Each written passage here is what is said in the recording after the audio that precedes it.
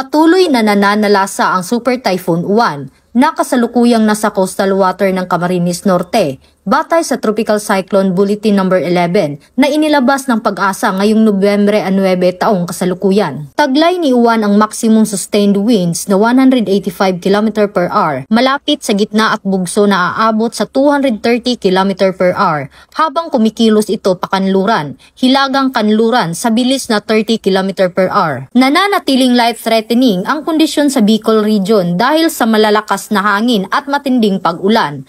Ilan sa mga lugar sa ilalim ng Tropical Cyclone Wind Signal No. 5 ay ang Northern Camarines Norte, Northern Catanduanes at silangang bahagi ng Camarines Sur, kung saan inaasahan ang matinding pinsala sa buhay at ari-arian. Nagbabala ang Pag-asa sa posibleng storm surge na higit 3 metro ang taas sa mga mababang baybaying lugar ng Cagayan, Quezon, Bicol Region at ilang bahagi ng Metro Manila. Pinapayuhan ang publiko na umiwas sa paglalayag at agad na makinig sa mga abiso ng lokal na pamahalaan. Ang Super Typhoon Uwan ay inaasahang tatama sa kalupaan ng Aurora ngayong gabi o bukas ng umaga bago tumawid patungong Northern Luzon.